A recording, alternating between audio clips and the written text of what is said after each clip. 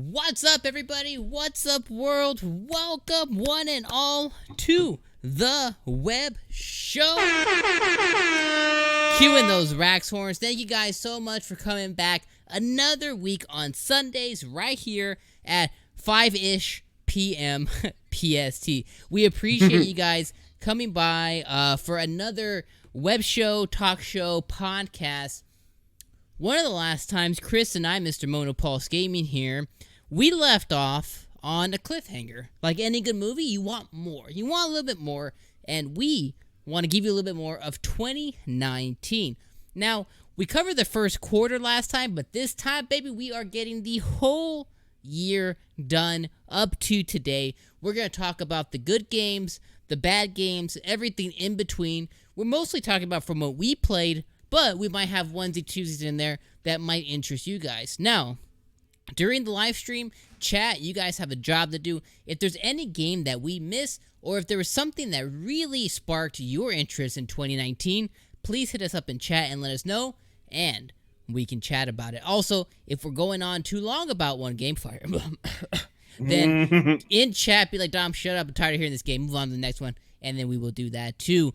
But with that being said, my co-host on this weekly web show is Mr. Monopulse Gaming himself. What is up, Chris Money? Yes, another wonderful weekend experience on the Gaming Rewind. I've been looking forward to this episode. It's kind of like a bookend, right? We did the first quarter of 2019, and then all of a sudden the Sega Dreamcast had its birthday. It snuck up on all of us, and we said, hey, we need to take a moment to recognize this. Anybody who came in for that episode, thank you so much for joining. It looks like we have a bare minimum of 7 in here now, so thank you so much for coming on another Sunday where we put the other bookend on and close up 2019. Now, we're not going to look forward into the future of what's yet to come because we don't know about that. This is a game about now and backwards. It's the Gaming Rewind. We're looking back to see what has already come and gone. I personally, Dom, have just been spending my Sunday and Saturday being super lazy playing some Stellatum, which is like a bullet hell shoot 'em up on the Switch. We got a review that will be in the pipeline very soon this coming week. Get that rolled out sometime. Yep. Yeah, right now, what I want to talk about is I want to go right into spring of 2019. Let's go into it. What we basically picked off was the end of May. We're looking into end of May, April, June, and the first thing I want to talk about, we're going to just kind of go what came out in that segment there. We got Yoshi's Crafted World came out on May 29th. Moving forward into the future here, we had April 16th, saw Final Fantasy X and X-2 HD Remaster. Yep. Yoshi's Crafted World coming out on the Switch, and then X-2 Remaster coming out on XB1 and Switch.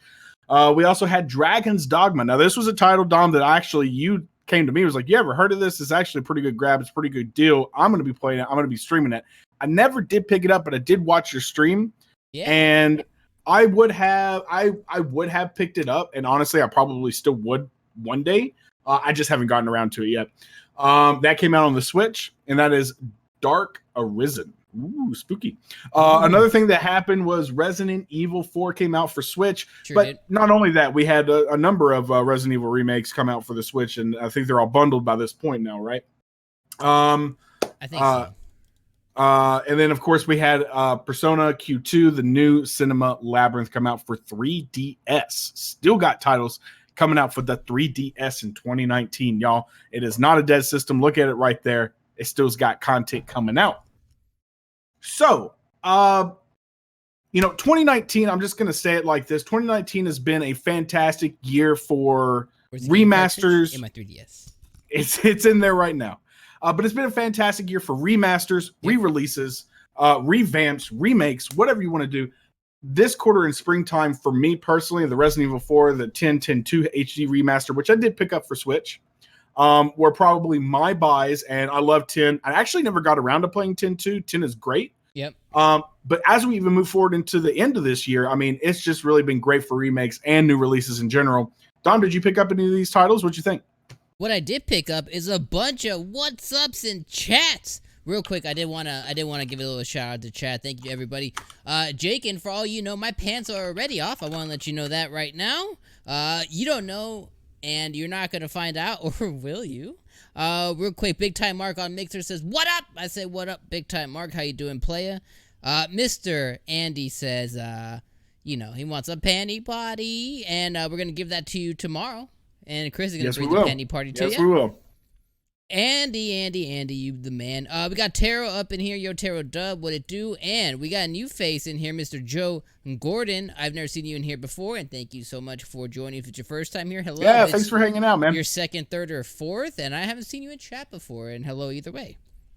So with that out the way, Springtime Dude was like, so I have a rating for Springtime, and I put that on the agenda. Dom gave Springtime Yep. a 4 out of 10. Hinky up.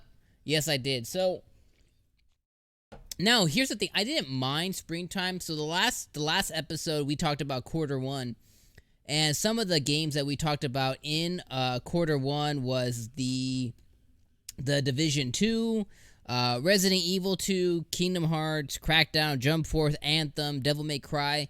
DMC 5. That's a big year, right? So the Springtime, I actually didn't mind it so much being slower, having games like Persona Q2, things like that, because it gave me a chance to catch up, stream with you guys, different variety of games. I actually looked back on YouTube the other day, and I didn't realize I streamed Anthem 11 times.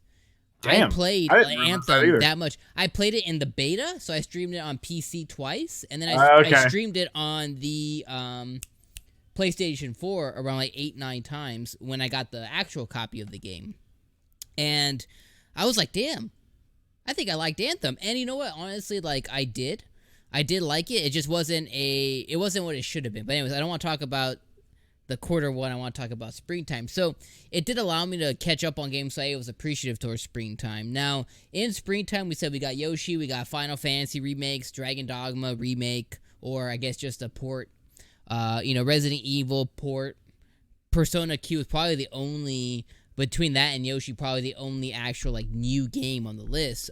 Sure. Real quick, so me and Cynthia, we played Yoshi's Crafted World, and we like playing platformers together, ones that do it well. And we streamed that a couple times with you guys. If you guys been around the block a little bit, then you know. And we had a pretty good time on stream with that game. It was a very cute game. It wasn't a very challenging platformer, and it was just missing something. You know how they say, like, oh, the Mario games, they have, like, a little... a something? Somebody literally beat the game by putting a rock on their Switch controller and just, like, letting it go. So challenge was definitely not there. It was being on the lowest setting, putting a rock on the controller, so you're absolutely correct. But even with that, just like the world, I felt like some stuff kind of got a little bit repetitive. I just felt like, again, it was just missing that sprinkle of Mario that Nintendo games, Mario games specifically, typically have. Final Fantasy X and X2, I opened them. I played about an hour or two of them, and I went, it's in the collection. You know I like 10 and 10-2. 10 specifically. 10-2 not so much. I like 10 a lot. It's probably one of my favorite Final Fantasy games, and I already know what it's going to do for me. And every time I hear the actual VO, like the voiceover, and the actual quality of the audio, and I can hear the compression. I can hear it being compressed. I know. Yeah. And it just makes me cringe. I'm just like, you know what? I'm going to keep the good memories up here, because when I hear it, I'm like, ugh, I don't want to put it down. Dragon's Dogma, I did tell you about. I thought that one was pretty good. I'd never played it before, and I still only put 6 hours into it, but it was such a good experience. It was a good $30 game, and I still suggest it to anybody who's interested in that Skyrim-esque type game. Yeah. Resident Evil 4 was way overpriced, and I paid it, and again, that was just because of nostalgia. I just wanted it to be on the Switch, and I probably will pick up the cart that's coming out that has 4, 5, and 6 on it, again, just to have it in my collection, to be honest. And Persona Q2 it's an interesting game. It's just more of a dungeon crawler than the regular Persona games are. And what I don't like about the game is it has it in like a first-person view when you're dungeon crawling, and then when you go and you have your encounter, that's when you actually are able to see your player. But during the whole time, you can't see. It's not third person. So you can't see yourself like you can any other Persona game. I hated that. So I love the music, I love the genre, I love the game. I just hate what they did with this specifically, and I just can't play it. So I stopped playing it. It wasn't because of the quality or it being on the 3DS. It was just the design decisions they decided to go with that made me go, well, at least I have it. At least I gave it a try. And at least I supported one of my favorite developers at Atlas on another venture, even if it wasn't for me. So I don't regret it. Because, again, I know it'll be a collector's item, and if anything, it's just me supporting Atlas. But Springtime, yeah, 4 out of 10, and that's okay. I mean, you know, I'm not gonna. I'll touch on a couple things that actually didn't make it onto your list there. I mean, I think 4, Yeah. or if I was gonna rate it, 4 or 5. I mean, there was a couple more things. Mortal Kombat 11 did come out. I wasn't super impressed about it, but that was in spring as well. That came out on the 23rd of April. Additionally, the Final Fantasy 12 Zodiac Age got ported over on the 30th. Yeah. 12 is a very good game. It may not be something in your library or something that you prefer, but the Zodiac Age does actually go back and add like classes and other elements to it. I own it I bought it on the PlayStation. That's why I didn't check out the Switch one, because I have it on PS2, PC, and PS4. And like, do I need it on the Switch? Because when the PlayStation 4 one, I was like, oh, the first character, I always forget his name, but the first character you start with, you play him for about 4 or 5 hours. I hate him more than life itself. Yeah. So I remembered why I have the game so many times, because each time I'm like, I love this game. Yeah, after that. It's just that grueling first, like, I don't know, forever you have to play through. I'm like, no, thank you. It's definitely a hot minute that you do. Now, you are right. The game does pick up, and that's when the game gets good, is once you get out of that first city. But it is a long time spent in that first city. Sure is. Cuphead came over to Nintendo Switch. Love it or hate it, is a very popular title, so it coming to Nintendo Switch actually did probably pretty well for the platform. Oh, yeah. We also saw Rage 2 during this time in May. I don't know if that technically goes into the summer quarter, though, right? That's still, maybe it would still be spring. I would say end of May is like summer, so that's like beginning of May. So I think that still qualifies. Yeah, because Rage 2, Resident Evil 0, GameCube ones, those are awesome games. If you never played them before, if you can get them physical, go for it if that's your thing. But absolutely, if you've never played them before, just do it. Anybody ever says anything about the controls being wonky or something like that, don't listen to them. The 0 and Resident Evil Remake for GameCube are bomb. Grab them. So I got halfway through Rage 2. And then I dropped it just because of other games we're going to talk about that started coming out, and I just never made it back. But, Chris, it impressed me, and somebody, like I've told you before, somebody who's a fan of Doom and those style games, I felt like it really had, there's something there for being that type of shooter that's really good, and I would still recommend it if you say that, the shooter category I fall into is more leans towards that Doom style or Unreal style. I would say, what are you doing? Why don't you already have Rage 2? Because it's really that good. And it impressed someone even like me, who I hated the first Rage. I thought it was garbage. I have it. I thought it was terrible. But this game was actually, it really impressed me. And I'm sad I never got back to it. And I probably never will. Yeah, I think I actually saw it already on sale on Steam one day for like $20, and I still didn't grab it. Here's the thing. I'm sure it plays great. I'm sure it plays like Doom 2016. I'm sure it plays like Unreal. I've never been big into like the Mad Max apocalyptic sort of thing, like style-wise. Yeah. So I never got into the first Rage 2 on a purely aesthetic basis. Not, it could probably play well. I think it does have mixed reviews. Whatever. I mean, people may have expected more than what they got to, or expected something different. So I'm not going to go just off of somebody's reviews, but it's just never pulled me in that respect. Another thing too, Dom, that came out late May was Outer Wilds, which I think you picked that up, right? And he gave the spit treatment to that. So that wraps up spring. And while you rated it as a 4 out of 10, I would probably place it somewhere 4, 5 out of 10. There are some titles that if I didn't own them already, I would have grabbed them, if that makes sense. Yeah, so one thing I didn't talk about was Mortal Kombat. Me and Cynthia had a great time. We played with a couple people in the community. Shout out to Weeb. And he showed us how to like just be good at Mortal Kombat, because he's a freaking fantastic Mortal Kombat player. And we chatted up with him. We had like a voice chat thing. Cynthia's favorite character in that game's Katana. Mine was Johnny Cage this time. And we did get better, and we made it through the story and everything. The story was actually really top-notch, really good. So we had it for what it was. It was worth it to us for the time we invested in it together and with the community. And I thought that was a really, really good fighting game. I typically just don't mention fighting games. Typically don't make my list just because I'm not good at them, and that's just my 100% honesty. Unless it like blows me away, like Injustice or Dragon Ball Fighters of last year.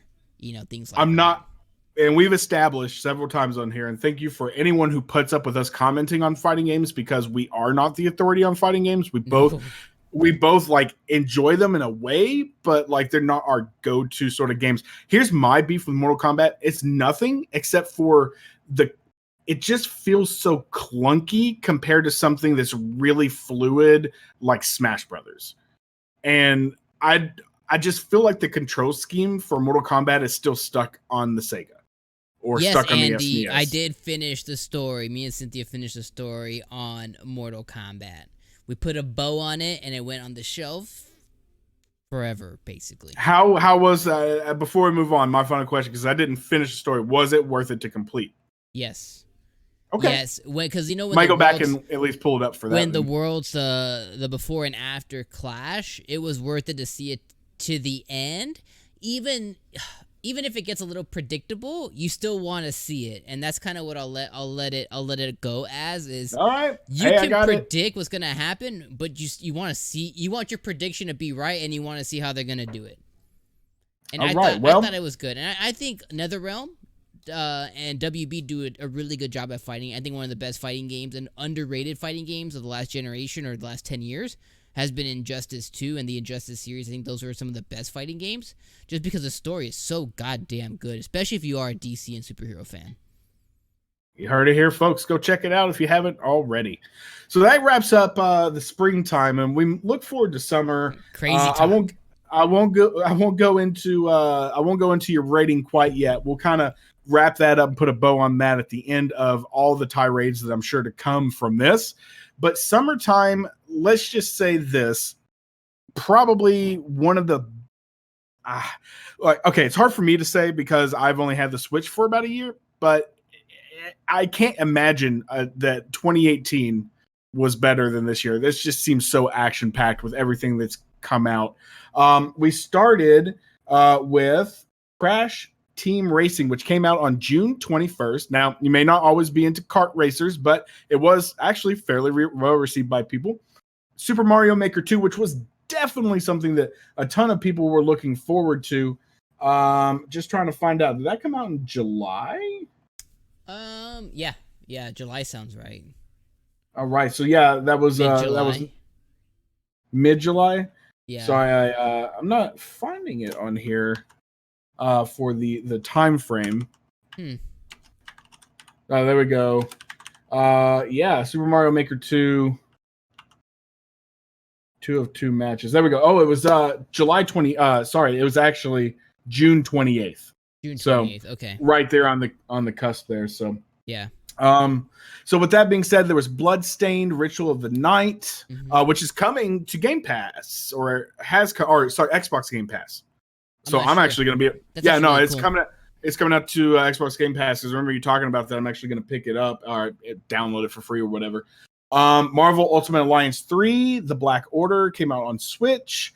Fire Emblem 3 Houses, which we'll get to in just one moment, came out for Switch and made a splash in a big way. No Man's Sky Beyond, love it or hate it, this was a very divisive release. Madden 20 and Blair Witch, all coming out in that sort of block of content. So before we move on to even more that has come out in more recent past, let's take a look back at these games. Dom, really, my taste on this was I played some Super Mario Maker 2. I played some Fire Emblem 3 Houses.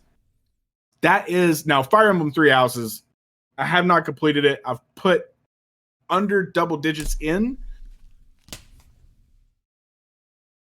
Oh, he's leaving. What did I say? Did I do something wrong? Where'd he go? He took a walk. Can't believe this man didn't finish Fire Emblem 3 Houses, the greatest game of 2019. God damn it! So, would you say it's your game of the year, Dom? Absolutely. I'm not gonna hide that from anybody. Fire Emblem. This is a steelbook, by the way. It's beautiful. Fire Emblem. So I'll let you guys get a peek in the inside. You guys can't see it all the time, but I'll let you look at the inside this time. Look at that. I'll make it quick. Like a little penny shot. You got a little Fire Emblem right there. Fire Emblem, I'll talk about it in a second. But yeah, unequivocally, the best game of 2019. And probably one of my favorite games since Persona 5. But anyway, I'm going to talk about it in a little bit here. I'll kind of go through sequential order when you... So yeah, we started with Crash Team and stopped at Blair Witch for now, and we'll get into the second half. So Crash Team, did you actually... I know you got it. I skipped on this. I own every game that you went over on this list. Let me just take a gander over. Yeah, every single game on this list I own. So okay. I'll start off by saying that. Real quick, let me talk to chat. Big Time Mark on Mixer said, did Xbox ever announce a Forza game for this year? No, they announced the Lego DLC for Forza Horizon 4, and then we're going to see another game next year. The honest thing there is Forza Motorsport, it goes Motorsport Horizon. Motorsport hasn't been doing so well, so they're probably just going to stick to Horizon, because honestly, they should just stick to Horizon, because sim racers aren't selling like what they used to, and Horizon is probably the best racing game in a very long time, and I have almost every racing game in existence since the Nintendo, so you know it's coming from a good place. Horizon 4, one of the best games. Actually, I really like Horizon 3 probably a little bit better, just because of the setting. But anyways, Andy says we just got flashed and made me do it again, you sly W. Okay, so yeah, Crash Team Racing. So, you know what, and let's go ahead and let's transition to some of the best games here of 2019, give you guys a little show. So, okay, so Crash Team Racing, I did pick it up. I had a lot of hesitation. Day of, so it came out on like a Friday. That Saturday, I said, F it, I'm going to buy it. And I love Mario Kart. I have every Mario Kart since the Super Nintendo Mario Kart, and I love it. I love every Mario Kart that's ever existed. Crash Team Racing, though, is one of the ones that I completely skipped out when I was younger. And I remember, like, I played Crash Team Racing at, like, my cousin's house on the PlayStation, but I never owned it myself. So a lot of my hesitation between Crash and Spyro and a lot of those games, just in general, I typically am just like, don't like them. And I was like, you know what, I'm going to jump in anyways. And what I will say is I had a really good time with it, but eventually it's just not Mario Kart. And that's kind of where it stops for me, is I thought the story was pretty cool. I thought the customization was pretty cool. You are able to earn a lot of things just all in game. I heard that eventually they put microtransactions in it, which sucks, but for the time I spent in it, I got it on the PlayStation 4. I had a really good time. And the thing that sucked for me the most is I couldn't find people, and or the wife Cynthia, did not want to play. So those are the kind of the two things to where I just kind of stopped playing, because I couldn't find. I felt like I wanted to play with others like I would in Mario Kart, and with her not wanting to really play, like she played it once and she was like, I hate this game, and then just kind of like walked away. And I was like, but you can earn Spyro. It's one of her favorite games, and she was like, I don't care. I'm not gonna play this game. So I was like, okay. So that just kind of fell off there for me, but I thought it was a good game and definitely one of the better kart racers in comparison. Mario Kart, this one, Sonic, I would say it kind of goes like that. Super Mario Maker, I thought was a really good time. I really enjoyed playing a lot of your guys' levels on stream. But I gotta say, I had fun that night that I streamed it. Now, my issue becomes like, I don't think I'm built for Mario Maker because there's a little bit less quality control to the levels. I get frustrated. I'm just like, I don't give a damn. But the night that I was streaming it and had fun with people in that one nightmare level that I was given was a lot of fun. Yeah. So I had a good time with the game in that sense. And even Cynthia had a good time in the game in that sense as well. She really liked playing through the randomized levels on easy and like medium or normal, whatever it is. But after that, it kind of gets like stupid insane. And I think we both kind of got to a toxic point to where it's like, okay, I can do the easy levels, I can do the normal levels. Anything beyond that, though, is super toxic and frustrating, and it makes you want to like kill somebody. So at that point, it kind of ruined the game for me, though. Because I was like, I don't want to backtrack and do the baby bitch levels, to be honest. Like, I want to be able to get a challenge. But I don't want to challenge myself to frustration, so I just kind of put the game away, and I never really looked back at it. But what I did have the most fun in was playing and streaming with you guys. But there's just so many other games that came out that kind of fell off the streaming list too. Sure. I'm going to skip this one because I have this one highlighted, but I'll come back to it. But Bloodstained Ritual of the Night, I am not a big Castlevania guy. My favorite Castlevanias were the 2 on the GBA. But this really kind of brought me back, and I really liked playing Bloodstained a lot. I still haven't finished the game, but I know I got through about 80% through it. I really enjoyed it a lot. If you are a platformer fan and you like those Castlevania, Metroidvania type games, I definitely say check out Bloodstained Ritual of the Night. I would probably stray away from the Switch version. I'd probably get it on PlayStation or PC even, just because the Switch version has had some troubles. But I personally played on PlayStation 4, and I had a really good time. Marvel Ultimate Alliance, I thought was so dope to play a lot of the superheroes. I thought that was so great. The voice acting in that game was really top notch too for what it was. One of my favorite games last year was Spider-Man, and the voice that played him is actually the voice of Spider-Man in Marvel Ultimate Alliance. So for me, it really kind of brought me in. Cynthia and I, we played with people in the community, and one of our co-hosts on the Lootcast every week, we played with Jakin. We played with a lot of those folks in Marvel Ultimate Alliance. I thought that was a really good time, being able to play over the internet with other people. It really just made it more of a case for Nintendo. Please, for the love of God, give us a good chat system, because whatever you have in place is garbage. But I had a really good time with that game, and I thought it was a lot of fun. It really brought me back to those style of games like X-Men Origins on the Xbox. And if you haven't and you like those type of games, this is really more of that, and I thought it was a really good time. No Man's Sky Beyond. Did we cover that already? We did, right? Yeah. No Man's Sky Beyond came out. I played about 3 hours of it on stream with you guys, and I haven't touched it since. It's definitely just No Man's Sky. If you like it, you like it. If you don't, you don't, kind of thing. Madden 20, I'm surprised Chris didn't talk about it. I kind of want to hear his words on it, so I'll kind of skip mine there. I forgot I played that. Blair Witch. Me and Cynthia have had a good time with it. Mostly just her. I've just watched her play it, and it is a lot better than I would have expected. I think it's a lot better than it has any right to be, even though it is a little bit janky. But I thought that was a really good time. I really enjoyed her playing it, and she still is very gung-ho about finishing it with you guys. So we'll probably get one more random stream of that, because I think she's like right at the end of the game too. Okay, Chris, do you want... So there's 2 games I'm going to talk about, and before I talk about them, do you want to talk about Madden 20, Chris? Yeah, I will just briefly. So my experience with, if you guys haven't checked out the review, of course, we've got a review up on the Game Loaders. If you haven't seen it yet, if you are on the fence on Madden, you can go check it out. One of the things I do want to clarify about that too is that I wasn't aware at the time, or maybe I misunderstood. I was talking to Jake about this title, and he was like, well, you can't play it with the paid service, which is called like Origin Access or something, right? EA Access, right? But if you do have Origin for PC and you do the subservice there, you can play it included as well. So maybe if it's something that you have that going on already and you're on the fence, you want to pick it up, just know you can play Madden 20 for no additional cost there. My experience with it was, I was surprised to see how much like an RPG it actually was with the storytelling element. I was surprised and found something, I guess I could say, that I could enjoy in a game that I would expect to not. Even though I'm not really into like the meathead jock, like being a QB and coming up. Like that's not the story I want to own per se. I was still, at least if there was something that I could say that I enjoyed in it, it would be like a storytelling setting. Yeah. So Madden 20 actually was not a bad play. Look, if I can go without playing a sports game since the Sega and pick it up and play it and enjoy it, you can too. So that's that.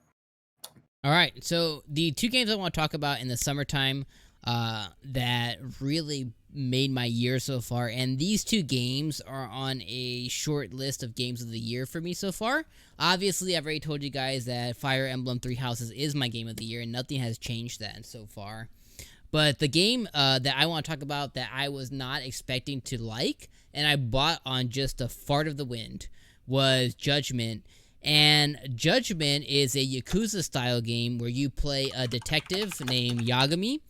And the detective was a lawyer but something happens in the game that he basically no longer is a lawyer anymore, but he's still accredited, and then he becomes a detective, and he gets himself heavily involved with the Yakuza and Yakuza happenings. And if so far what I've said you began to listen a little bit more, that's exactly it. Is the game has such an interesting story that what keeps you going is wanting to know more of what happens with this specific character, and the gameplay itself is just stupid fun. The battle system, battle mechanics, the way that you can do combos and things in this game is just stupid fun. You can play VR in this game. You can do darts. You can do drinking games. You can play cards. You can go to like a casino thing, not like GTA where you actually have to spend real money, but you can go to a casino thing and like play blackjack or poker. And I play blackjack and poker probably like 3 hours, and I spent like a whole night just doing that. And because the system in it was actually pretty good. So anyways, I'm not going to go long on it, but if you are a fan of Yakuza, or if those style of games have ever interested you, then Judgment is probably top of class on those, and it really blew me away. And up until the release of Fire Emblem, it was my game of the year of 2019 so far, and that's super surprising to say because I honestly was not even going to play it. I haven't beat it yet, so that's my honest answer. I'm probably about 80% done. I've put about 50 hours into the game, a little 40-ish, something like that, 40, 50. And I'm probably close to the end of it. And that is a game that I am still planning to go back to when we get a lull eventually. And I just highly suggest that really to anybody. Yo, what up, V-Sips? And then, okay, so Fire Emblem. So, Chris, how much time do we got? So, quick count. If we're trying to do this in the hour, we've got about 24 minutes to do Fire Emblem and the rest of the stuff. Fire Emblem Three Houses is a game that I can't even put words into. So Persona 5 is like my favorite game of all time, and a lot of it has to do with the waifus and the story and all the other stuff. But that's some of my favorite things in games, is being heavily engaged into what your protagonist can do. And what I always love about games that do this is when you can project yourself onto a protagonist and you can feel fully invested, then you know a game is just beautiful and magnificent and is truly a masterpiece outside of your normal video game. And to me, Fire Emblem was a game that did this. Now, you play a character named Byleth, but you can have it you can have it be named anything you want. And you have a silent protagonist, and that's always kind of odd when you have silent protagonists, but the way the game does it is just so right. So much like Persona, with Fire Emblem, you're given different lines, different storylines that you can go through. You can choose to be a part of 3 different schools or 3 different factions, 3 different classes, and depending on what you pick, you're gonna get a vastly different story. And there's a lot of different storylines that you can fall into and different branches that you can do based off the decisions that you make in the game. Now, you can avoid people, and there may be people that you never even get their side of the story because you didn't talk to, but you can get so much more if you invest yourself. So my first playthrough was 75 hours, and I did every single thing imaginable in the game. I did the Black Eagles playthrough, and I did the second version of the Black Eagles playthrough, which is in my head till this day is the best version of it. And you can build relationships in this game. You can have you have the waifu hunting to the max in this game.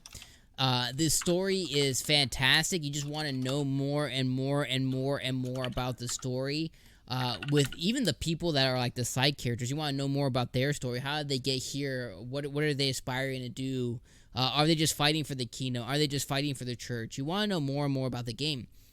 But then what sealed the deal for me, Chris, and people in chat, was we have all this fantastic story. We have all this waifu hunting, this love that you're trying to find in the game. And what sealed the deal was the thing that I thought I was going to like the least, and that was the strategy RPG elements of this game. Is you then go on your first battle or first battles, and the way that the battle system works in this game is just so good. You have units on the field. You can choose where they want to go. There's different views, like up close or far away. It's basically like this very perfect game of chess, video gamified, and it was just so good and such a pleasure to play through. And the way you can invest in your units and your characters to have them be a specific type of warrior, whether you want them to be a mage or a healer, or you want them to be on a Pegasus or a Wyvern, you can choose to teach them exactly like you want. Even if they were meant to be a healer, that could be the most badass Wyvern on a freaking Dragon Hunter that you got if you spend the time. And the fact that you can really curate your units to be that way is awesome. And then when you go into battle and you wreck or get wrecked, then you know you have work to do, or you have to do more of the same. And this game was just such a set piece for 2019. And that's why, if you see me like just gushing and passionate about it, it really made that impact for me. It's going to be on a very short list of just some of my favorite games of all time. And it's very rare that I say a franchise that's been around so long has made me a fan of it, made me a fanboy of it. Is I can legitimately say, put more fucking characters in Smash Brothers. Like, I'm that excited about it. Like, I want to see Byleth. Wow. I want to see these characters in Smash Bros. Now. And them's fighting words, Dom. I'll play Smash Bros. I don't care. Put them more in it. I can really say that I am a fan of Fire Emblem now. And that's cool. Now have gone back and I've started playing the GBA version of Fire Emblem. I picked up my version that I got on the shelf over here of Fire Emblem on the GameCube. I put that in. I'm like, yo, this game was fucking amazing. Why I never spent time with it before? I just never got it. Much like Monster Hunter, that I'll talk about a little bit later, is you don't know what you don't know, but once you discover it, you're like, holy shit, this is... Why was I stupid? Why didn't I play this 10 years ago? Or whatever, right? And this was definitely one of those experiences for me. And all the people who have talked about this game before, and it's been there's very few people that I meet that go, oh, I'm a Fire Emblem fan. Like, to find a Fire Emblem fan, you have to, like, ask, like, a million people. And then you find one, and then they're weird. You're like, ugh, I don't even care what you have to say. The fandom is always the worst part of enjoying any given title sometimes. So anyway, I'm not going to say it was life-changing or anything, but from a gaming perspective, I have now 110 hours in this game in total. And I don't quantify level of quality in hours, but it's worth it to put more time into it from there, so... Yo, what up, Poe? Welcome, sir. So that was my kind of hot take on Fire Emblem. And if you don't own it already and you like those style of games, anything I've said has interested you, then even if it's on a sale, even if it's eventually, you need to buy Fire Emblem. Period, the end. And it plays fantastic on a Switch and on a Switch Lite, especially in handheld too. Yeah, and I'll just put in a couple quick words. I have Fire Emblem. I already said before, I don't have a ton of time put in there, but I will say this. You made a comment of like that feeling of character control or depth of actually like diving into what your character can do. And myself and, my significant other all feel the same about having companion options or romance options or whatever. It's like there's some games that fits in so well and they just don't do it, or when they do it half-assed, and it's like why? And not only that, there's the strategy RPG mechanics, the strategy combat mechanics like a chessboard. So I haven't dove into it, not necessarily because I don't think it's a good game, or anything, because I definitely do. But I know it's going to be there, and I know I'm going to have a great experience with it. And I kind of went on this game buying spree until I got to Legend of Zelda, which is one of the things I was really looking forward to. And I haven't put that down since I got it, other than the review titles we're doing. So once I finish this, I'll probably end up double backing to that or something else. Another thing that came out during that time frame, Dom, just real quick before we move on, Wolfenstein Youngblood did come out. I did do a review on that as well. Go check it out on the channel. Go check it out. $30. It's a Wolfenstein. It's a shooter. You can do it with a friend. You will need 2 titles, though, so expect to spend $60 if you want to play with a friend, unless you catch it on sale. Does it break the mold? No. Is it more of the same? Yes, but done a little bit better than previous installations, at least intuitively with the level up system and whatnot. It's not a bad time. I enjoyed it. I'm still playing it. Not done with it yet, so that's another one too. But moving on from there, since we are trying, we got this, sir. We got the second half of summer up until current, right? So honestly, I'd say the past few weeks have been like just almost relentless. Stupid? Almost relentless. Almost an onslaught of absolute insanity. We got Astral Chain. We got Catherine Full Body. We got NBA 2K20. We got Monster Hunter World Iceborne, a full-fledged expansion pack for the Monster Hunter World series that is as big almost as the first one, if not as big. Gears 5 with an amazing launch there. The Legend of Zelda Link's Awakening, Ni no Kuni, Dragon Quest XI coming out obviously very soon now, or yesterday, day before, like really within days. Couple other honorable mentions that may not be our favorites, but Borderlands 3 did have that come out as well. And of course, Jake, we're looking at you as that being one of those pickups for you. And not only that, we had, I feel like there was one more thing. Borderlands 3? You talk about Borderlands 3? Yeah, Borderlands 3 and Final Fantasy 8 did come out as well, digital. Guys, if you guys are interested in Final Fantasy 8 and 7, there is an Asia. There's going to be a physical release in Asia. But I think it is going to be multi-language, so it will be English, and you can grab it and order it now if you want a physical copy for those titles. And of course, we had World of Warcraft Classic. But that's for me. Of course we did. So my God, dude, I don't even know where to start, to begin, to end. So you said we have about 24 hours, right? No, right now, no, we got 15 minutes. Okay. Summer was great. Summer was freaking phenomenal. Look, I'm going to talk about, if you think of what you want there, I want to talk about two things only. Yeah. And I'm not even going to shove WoW Classic down your guys' throat. I know you guys are console players. I think only Demon was the one that was really interested. WoW Classic, though, was an example, if nothing else. I know you guys can level with me on this. WoW Classic was an example of what it's like when a developer actually listens to what his community wants. Is it still capitalizing on nostalgia like every other dirty deed, like Star Wars, like every other franchise right now? Yes, absolutely. But what they did is literally listen to genuine feedback and implement genuine product from it. So love it or hate WoW, that's fine. The Blizzard I knew and grew up with, I felt like are back. Blizzard used to have some of the, like, literally 5-star customer service. Like, I'd give them an NPS score of like 90. Like, real talk. They're ridiculously good. Like, you're locked out of your account. Somebody hacked you. Boom, I got a card. Boom, I got an ID. You're done. You're good. Go. No questions asked. And I love them. I love them so much because of that. So that was something that was very near and dear to my heart and done well. Secondarily, The Legend of Zelda Link's Awakening. This is one that I'm going to touch base on. I know that this is maybe a weird one to be your favorite Zelda. I know a lot of people love the Ocarina of Time, Majora's Mask. Actually. I know that that's like a big one. I know that Breath of the Wild over there, Game of the Year. Best Zelda game ever. So when I was growing up, look, it's a little bit circumstantial. When I was growing up, I didn't have a Super NES. I wasn't able to play Link to the Past except for when I went to a friend's house.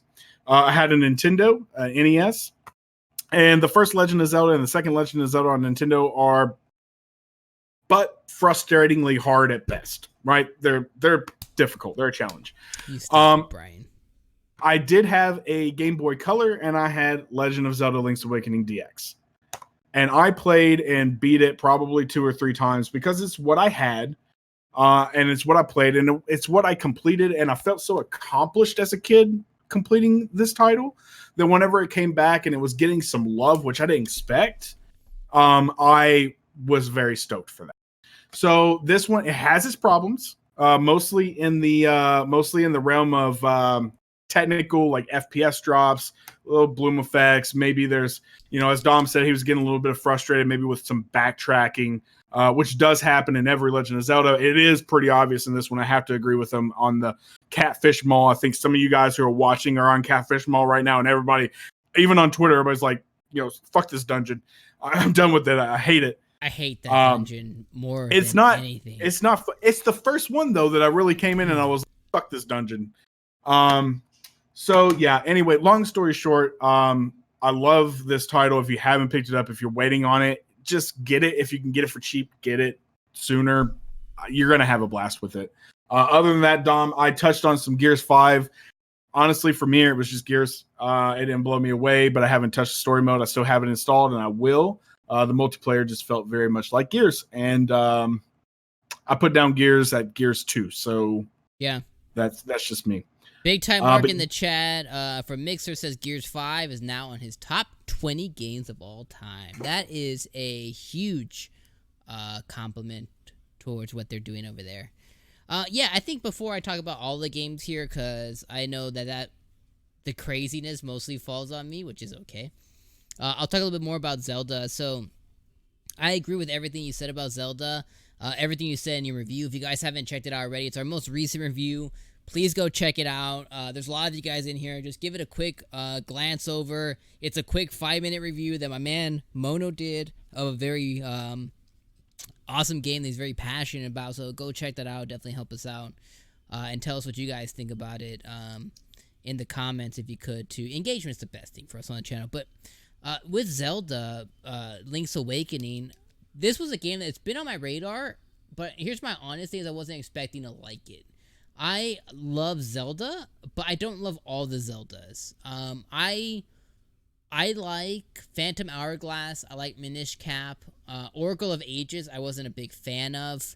I know Ocarina of Time is on everybody's, like, they basically get moist over it the moment somebody mentions Ocarina of Time. Yep. And I'm not on that list. I didn't play Ocarina first. I played Majora's Mask first. So for me, Majora's Mask is one of my favorite Zelda games. And then I played Ocarina later in life, and I was like, oh yeah, it's pretty good. But I was never like, oh my god, it's the best game ever created. And maybe it was just an order thing. Maybe if I would have played it first, maybe I would have different feelings. But my reality is Majora's Mask was freaking hard, and it was one of the only carts I had on N64 for a little while, and I beat that game. And similar to your story, is for Link's Awakening, is when I beat that game, I felt like, oh my god, I just I'm gonna go run a marathon now, Mama, I can do it. Right. So Link's Awakening again wasn't a game that I was expecting, like, because I don't have to like every Zelda game. Just because I like Zelda games doesn't mean I can't be critical, or I suddenly have to be like, oh, I love it. So I do, though. I love this game so far, and I wasn't expecting it to. I think the graphical design they chose, with it being like chibi and claymation type, I thought was super dope. I know a lot of people are like, oh, Hubba Baloo, you know, they didn't really remake it. It's not worth $60, blah, blah, blah. And I'm just like, they remade a Game Boy game. Even if it's a Game Boy game, it wasn't like the 2-hour Game Boy game. It's a 15-hour Game Boy game. And like I said earlier, you can't quantify quality with time. I'm truly a believer in that. There was a recent small indie game that came out called Untitled Goose Game that's getting like 9s and 10s. It's a 3-hour experience. Quality doesn't mean time. So when people are like, "Oh, this game they didn't do enough," or it's not worth the money because it's already been in existence, that's like them saying Resident Evil 2 wasn't worth $60. Hello, they redid it from the ground up. Just because it's the same story or follows the same plot line or the same map doesn't mean that it's not worth the money. So I really do think this one is. My biggest frustration with the game isn't even the technical stuff. It drops from 60 to 30 sometimes, and that's a little jarring. There's a lot of bloom. There's a lot of fuzziness in the game sometimes for whatever reason, because I don't understand how the machine can't run it. I don't know if it's GPU restricted or CPU restricted, but whatever it is, I'm not sure either. It's just odd that it happens, and I think it just might be an optimization thing, which is odd again for Nintendo because they're super. They are super qualitative, and they usually do really good quality control. So it's just surprising that it slipped through. Especially it starts to. I think like the first time you walk out of your house, it drops frames. Like you can just see it. Almost every zone will drop for at least like a second or two before it smooths out again. I don't know what that's about. Even inside. Andy said, "Dom, you're my Untitled Goose." Yo, I'm gonna go. I'm gonna go Metal Gear all over you. Yeah, my biggest thing about the game is not even all that. It is just that, again, because it is a remake of a Game Boy game, it's rooted in the early 90s stuff to where it's like, here's a 10-minute dungeon, but we're going to times the 10 minutes by 4 because you have to re-explore the dungeon 9 times because you're going to find something and have to go back to the beginning to use it, then find something else, have to go back to the Now, I know that you say, oh, that's just Zelda. It's also just a showing of time.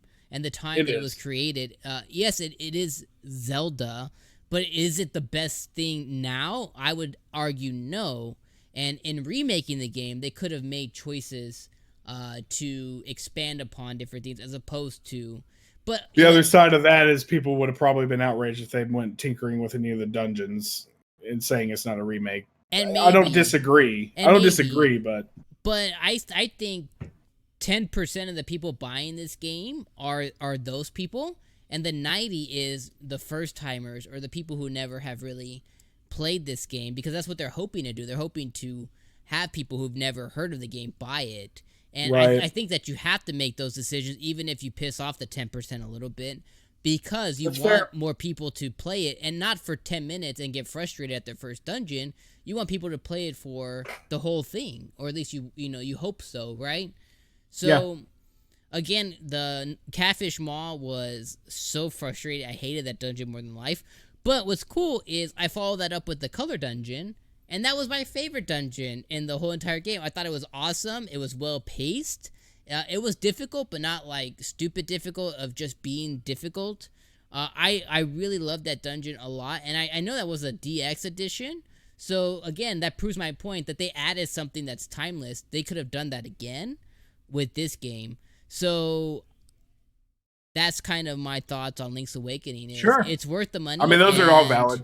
You should buy it if you are a Zelda fan or you like the style of top-down puzzle games. If you don't like Zelda and you don't like that, don't feel forced that you need to buy it. Completely skip it because it's just not for you, and that's okay. But if you are interested, whether it goes on sale or not, you should look at it and you should buy it. Andy says I waddle a little too. Waddle. Okay, so in consideration for time, I'll kind of go through some of the other games that came out. If you guys could do me a huge favor, I had a review for Astral Chain that came out probably about 4 days ago or so. To sum it up, it's platinum. The story's great. It's crazy batshit.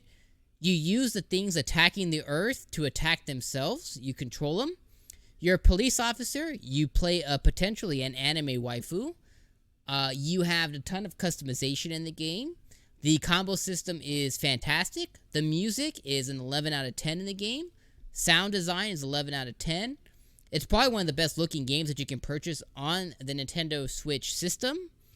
Where it lacks is it puts platforming skills and platforming usage in it that shouldn't be.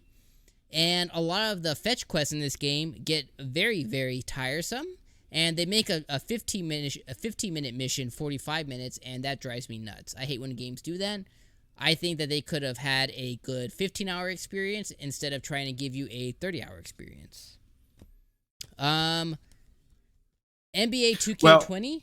Yeah. Dom, your comment on Astral Chain, I mean, that's the same thing that we call artificial difficulty.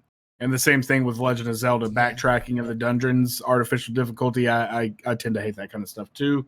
Sometimes they'll do it so well that I don't notice it's happening, but when I can notice it's happening, it's an instant turnoff. So I agree with that. Andy said, "Waifu booty looter. Hey, where's the Rex horns?"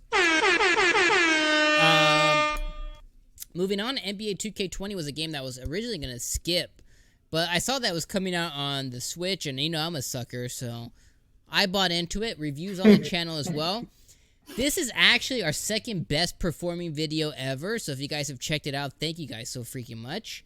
And this is our third review that has ranked over 1,200 views ever on our channel, is the NBA 2K20 review. So thank you everybody from the bottom of my heart, honestly, that you've checked it out.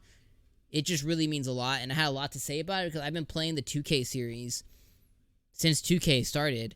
So I know what a good basketball game is. I've invested a little bit of time and a lot of time. I mean, I've played thousands of hours of one NBA game because I used to hit the streets. I used to do the park with buddies. I've done the whole thing, the whole NBA thing you can do, and I've gotten really good. I've been really good. Not so much good anymore just because I don't play it as often. If you stop playing these kind of games religiously, you just can't compare, period, the end. And that's okay. But the NBA 2K20 on the Nintendo Switch specifically feels like any other 2K on any other platform. It looks amazing. It sounds great. The ball feels great in the hands. It has some weight to it in the game. The modes are really good. The My Player mode is really good. The story is extremely good. The My GM mode is really good. Where they suck it up is all the stuff that wants to grab your money as far as park or customization or the ultimate team style mode that they have in here. It's just a money pit. Never play it, don't touch it. That's my personal opinion. But really blew me away. Really great. Probably the best sports game you can buy on the Nintendo Switch. And just a really good game of basketball. Moving forward, Catherine. I know Cynthia's talked about it a lot on the channel. Catherine Full Body. Fantastic game. If you love waifus, love Catherine, please go check out our streams. We've streamed it about 4 times already. It's a great puzzler game that, again, it's by the creators and developers of the Persona series, so it has a lot of Persona influence in there. It is one of my favorite puzzle games of all time, if probably my favorite puzzle game of all time. The story is the reward to do the puzzles, and it's me and Cynthia's one of our favorite games of all time together. And it's just a really amazing game, and it really treads the line between mature and adult only, and I love that. So it's just a really fantastic game and a really fantastic thrill ride. The only thing that I will give as a warning to people is the puzzles get fucking hard. And if you don't like puzzles and you get toxic, you probably won't make it very far in this game, and that sucks because the story is really worth it in this game. Andy, I bet you think balls feel great in the hand. Only the basketballs, okay? Moving forward, we then have Monster Hunter Iceborne. Monster Hunter Iceborne, again, one of mine and Cynthia's favorite games. We got the Steelbook Edition here. This has been such a good game. This has been in my rotation every week. I'm playing this about twice a week. The customization in this, it's an expansion, but the expansion could be standalone if that makes sense. The hunting is great. Customization is great. The repetitive edge is great. They introduced so many new monsters in here, so many new hunts that you can do. If you like Destiny-style games, Division-style games, MMOs like Chris likes, then you want to look at Monster Hunter Iceborne because it's just such a good game. Monster Hunter is such a good game, but Iceborne is even better. And what's really cool is if you invested a lot of time in the Monster Hunter world, those skills are going to translate over into Iceborne. This is just such a freaking good game. And it was a game that I was going to kind of skip, but Cynthia was very gung-ho about it, and I freaking love it. It's just such a good time, and it's such a good time with friends. So I definitely recommend this. Hey, Rax in the stream! Get the Rax horn. What up, Rax? It says you always talk about Monster Hunter. Yes, I do, because it's freaking great. And then the last couple games of the list that I'll move into, and we'll talk about Gears. Gears was a fantastic thing, much like Chris said. It was more Gears, but it was probably one of the best Gears that we've gotten in a very long time. Story was really engaging. We played with Mr. Rax the Great. Thank you for playing with us, sir. But the thing about it is, once I was done with the story, other than completing the Horde mode, which we almost did that as well, I kind of felt complete. So that's probably going to remain on the shelf. I don't know if I'm pick it up again, so I don't know if that really says the story, but it's probably like a solid 8 out of 10, but one of the better Gears, in my opinion. Moving forward, we then have Ni no Kuni, Wrath of the White Witch. I'll be honest, I've put it in, I've downloaded it, I haven't played it yet, but I've played it before on the PlayStation. And this is just a really Pokemon-style game to where you have these, I don't want to call them animals, but you have like these little monsters that you control, and they can evolve, and they can get stronger. And it's just a really good RPG. What I'm so glad for on the Switch is that we have this huge library of fantastic RPGs and JRPGs now. So if you have a Switch, you have this immense library from all over. Third parties, first parties, AA, AAAs that are just quality. And Ni no Kuni just adds to that huge RPG list. Last thing, Chris, I'll leave off on is Dragon Quest XI. Again, a game that I thought that I wasn't going to get, but I'm a huge sucker for JRPGs. I love huge 80-hour RPG games that do them well, and I'm having such a freaking good time. I'm about 5 hours into Dragon Quest. It's so good. Like, really? Battle mechanics are really good. It looks gorgeous on the freaking Nintendo, gorgeous on the Nintendo Switch. The orchestral music sound design, it just hits. And remember, like I told you before, the biggest compliment I can give to a game is not noticing something. You notice it, and you're like, F, that's freaking good. Like, you notice it, but in such a good way.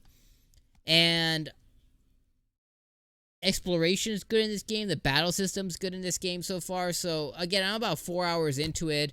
You can play in 2D or 3D. This is going to probably be one of the best JRPGs on the system. I can just tell.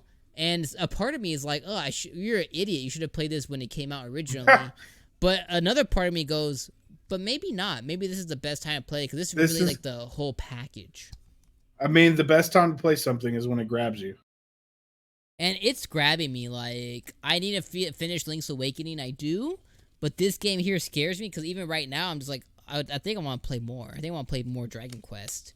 And it looks fantastic on the Nintendo Switch Lite. It looks great in handheld mode. So if you just picked up a Switch Lite or if you prefer to play in handheld mode, this game looks great.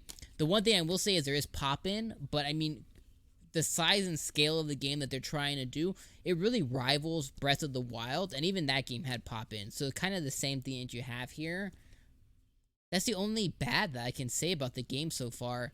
You can speed up text. You can speed up the battle system to go like really fast, or you can slow it down to be normal pace. You can choose Japanese or English dialogue. I hate the English voiceovers, but I don't want to do the Japanese just because I don't feel like reading. I want to be lazy. But the English had a little bit of an accent, and it's kind of like, where the hell are these people? What boondies? Where do they get these people? What is there an island between Australia and England somewhere that's just like an uncivilized nation of people, and this is where they got the people for Dragon Quest? There's a dude in here. I don't know if you can see it. I forget what his name is, but I don't know if you can see this dude here. There's this guy here. He's 15. He looks like he's like 15 years old.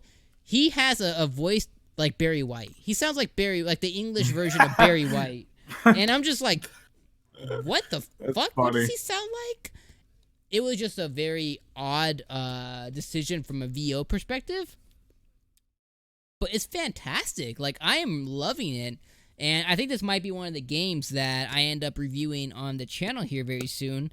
And when I say very soon, probably a few weeks, because I have to at least get halfway through this game. Absorb it, yeah. Which is at least 40 hours minimum before I can really say one way or another. But those are my initial impressions. Rax says Dragon Quest is amazing, and Andy says that's how Dom got a hold of Cynthia. The game just grabbed him, and they've been playing together ever since. Those deserve the Rax. Well, you made me think about taking a second look at it. I'm going to be quite honest. I haven't played a Dragon Quest since it was Dragon Warrior. Man. Yes. So, at some point. Oh, we might have lost him, guys.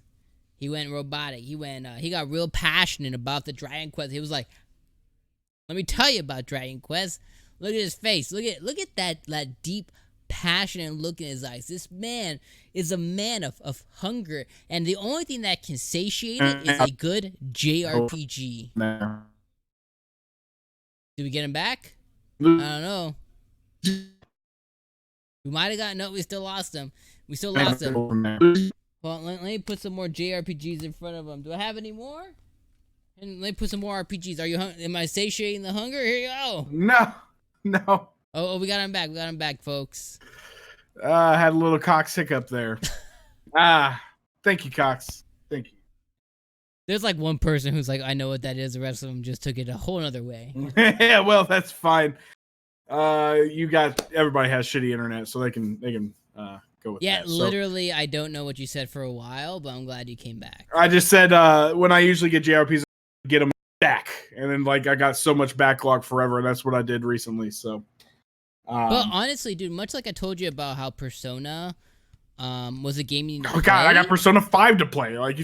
You need to finish that game, man. But I would say Dragon Quest, if you are a fan of classic JRPGs that are done to the nth degree, then you should play Dragon Quest. At least that's the first. It reminds me a lot of Xenoblade, and I love Xenoblade, so I would say you need to do it. Well, I mean, yeah, I like the Tales series. I like Final Fantasy, so I like Xeno. So I can don't tell know you from someone who's messed around with the Tales series, it blows it out the water, out the gate. Good. Tales is only good at it for novelty. It's not the best thing out there, but whatever. But yeah, that's pretty much it to where we stand now. Now, of course, looking forward, we have October, November, and December. I mean, if you've seen what titles are coming, there's going to be stuff that we should talk about. So I'm sure in January, once we've wrapped up the holiday season, we're going to go ahead and take another look back at the last in Q4 of 2019 and say, hey, what was the great stuff? as we went into the holiday season. And then maybe we can take a look at some of the Switch Lite sales too, to just kind of see where we're pacing on that console's life cycle amongst others as well. See what people did in the holidays. Oh, let there be light. But that's pretty much it. That brings us to current in 2019. I personally want to thank everybody for joining us as we wrapped up where we are in 2019. My final thoughts on 2019 are it's been a phenomenal year. I expect the Q4 to be a phenomenal Q4, and I expect that moving forward into 2020, the future's kind of fuzzy right now. We got a few titles we know about. I do think that Nintendo will continue to be strong in 2020. That's my prediction. I can't wait to take a look back at Q4 and see how these games do coming up. Yeah, my closing thoughts is 2017 brought me two of my favorite games ever, which was Legend of Zelda Breath of the Wild and Persona 5, which now is my favorite game of all time. And for me, 2017 was a great year for that reason, and it was a year that I will remember forever. But at the same time, it was only a good year for me because of those two games. Now, other games like Mario Odyssey came out that year, but those two games really solidified it as one of the best years, but it wasn't a good year for games overall like 2019 is. 2018 was a fantastic year, but it was a fantastic year because of big budget games that we got. God of War, Detroit Become Human, Marvel Spider-Man, Red Dead Redemption 2. But in between that, it was a lot quieter. 2019 has given me, again, in Fire Emblem, one of my pillars of favorite games of all time, period. So it's done that, but it's also given me a bunch of other 9s and 10s throughout the year that aren't the big budget, earthquake shakers, the ground shakers of 2018, but they're still 10s. And that's what's amazing about this year is the games I bought last year, I probably bought, call it 15 games last year, maybe a little bit more, maybe a little bit less. I probably bought 15 games last month. And that's that's a no joke.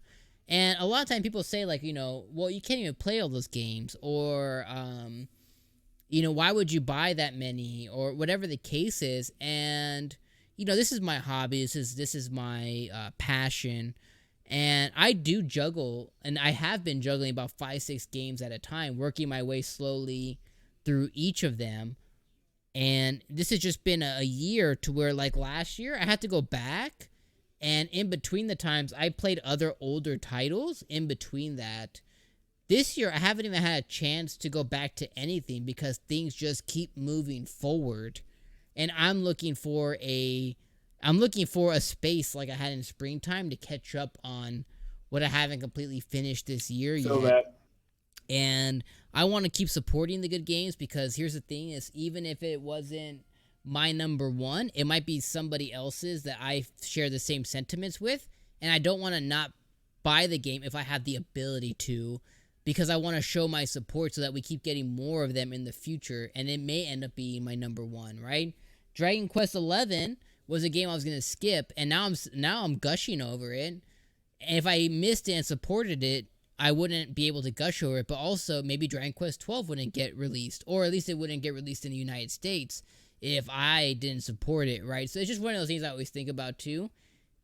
Even though a lot of the games, if I just hold up the two recent ones, this is like 160 hours. Like, am I going to get through these games? Maybe not, but I'm going to get through them to have an opinion.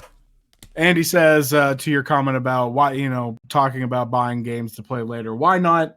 Buying games with intent to play later is perfectly fine. And this year, unless you were not buying anything at all, that had to be true, because there's just so many options on the table that let's hope.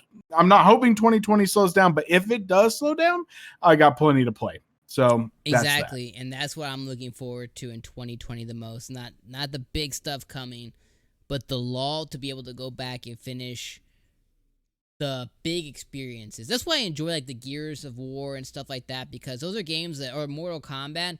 I can go in, I can play the story mode, and I feel complete. I can go into Gears, play the story mode. There's other stuff, but I can feel complete. You know what I mean? I can go through Monster Hunter Iceborne, get through the main storyline, feel complete. Now, if I decide to go back, it just means it's a great game, but I can feel complete. And this has just been a great year for games. So thank you everybody so much for joining us on this adventure, on this rewind of 2019. We freaking appreciate you guys. Yes, like thank Mono you. said, we will be doing another one sometime later in the year or next year to reflect on this year. And next week, we might be going back in time a little bit more. So make sure you guys come back next week around the same time, 5 p.m. Pacific time, give or take a few minutes. We'll let you guys know on Twitter and everywhere else.